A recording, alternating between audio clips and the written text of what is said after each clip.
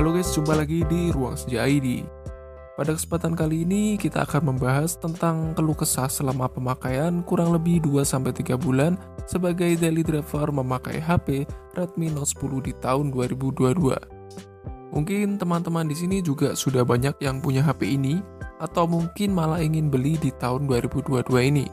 Apa saja untuk plus minusnya? Mari kita review.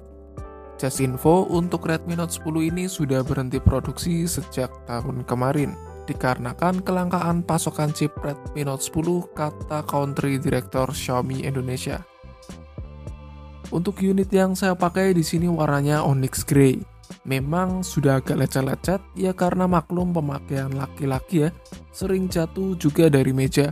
Untungnya sampai saat ini pun tidak ada masalah sama sekali. Alasan saya masih memakai Redmi Note 10 pada tahun 2022 ini, yang pertama adalah kualitas warna layarnya. Untuk memutar YouTube, HP ini tuh bisa support sampai kualitas 4K dengan 60 fps dan dengan dukungan XDR. Untuk tipe layarnya ini menggunakan Super AMOLED dengan ukuran layar 6,43 inch yang membuat saya masih betah pakai HP ini di tahun 2022. Layar di HP ini benar-benar detail, warna oke, dan overall puas memakai HP ini untuk masalah layar dengan HP harga 2 jutaan. Yang kedua, kenapa masih betah pakai Redmi Note 10 di tahun 2022 ini? Karena bobot HP-nya yang cuma 178 gram. Overall nyaman digenggam, tidak berat, dan untuk desainnya pun menurut saya cukup keren bagi gua. Apalagi kalau dipakein casing. Kegantengan HP ini tuh bisa menambah sekitar 80% kalau kita pakaikan casing seperti ini. Dan jujur untuk masalah desain saya tidak ada komplain sama sekali. Menurut saya ya satu kata itu tadi, keren.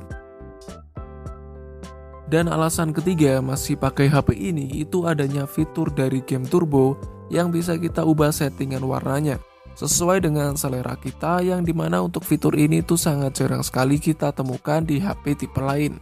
Memang terlihat simple, tapi fitur ini yang membuat saya suka memakai brand Xiaomi. Tapi kurang tahu untuk tipe Xiaomi yang lain apakah juga ada fitur ini, teman-teman bisa komentar aja di kolom komentar.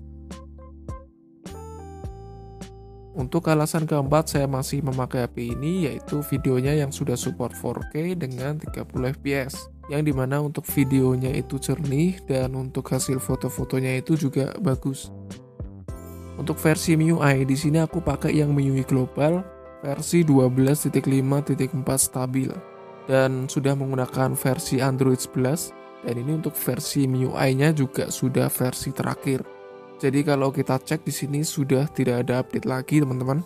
Tapi kemarin aku sempat bandingin ya dengan ROM EU yang sempat aku tes gaming di sini. Menurut saya lebih smooth dan lebih lancar untuk main game ketika pengalamanku menggunakan ROM EU kemarin daripada menggunakan MIUI Global ini. Untuk posisi saya di sini kan masih di MIUI Stable, dan mungkin untuk suatu saat gue bakal nyobain lagi untuk ROM Xiaomi EU karena menurut saya sangat benar-benar beda untuk performa dan juga untuk multitaskingnya. Ya pengalaman ngerasa lebih lancar aja kemarin ketika memakai Xiaomi EU.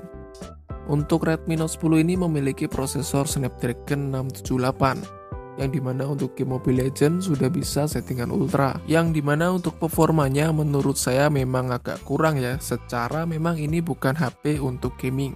Kadang ada frame drop tiba-tiba di tengah pertandingan, tapi kadang juga lancar.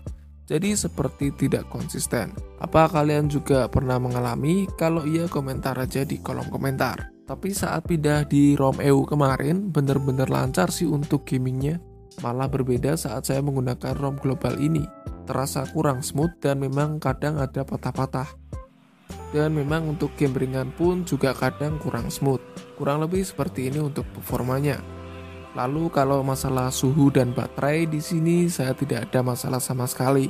Untuk suhunya bisa terjaga dengan baik, dan kalau untuk baterainya saya akui ini sangat awet.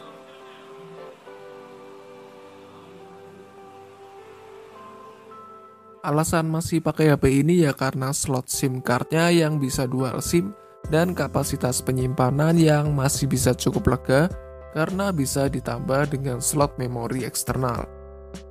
Untuk always on display di HP ini tuh harus dipencet dulu baru aktif. Ternyata masih sama juga dengan tahun kemarin yang pernah saya review. Saya kira sudah ada update untuk bisa selalu aktif, tapi ternyata ya maksimal cuma 10 detik. Sebenarnya ya tidak terlalu masalah ya, tapi alangkah lebih baiknya kalau kita bisa setting sesuai dengan kebutuhan kita.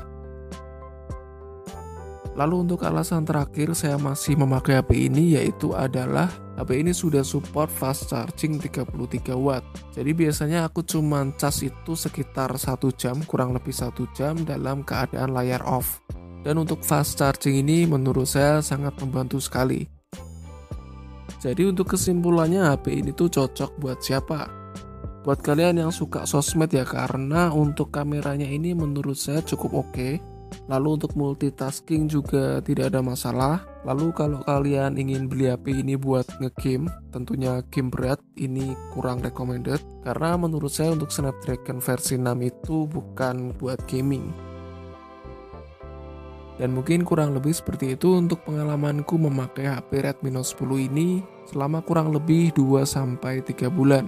Overall dengan harga sekarang yang sekitaran 2 jutaan, dengan plus minus yang sudah saya review tadi, ya kalian sendiri yang bisa menilai apakah masih rekomen atau malah banyak HP keluaran baru yang lebih worth it di harga 2 jutaan sekarang. Semoga bermanfaat. Ruang Senja pamit. See you next video. Bye-bye.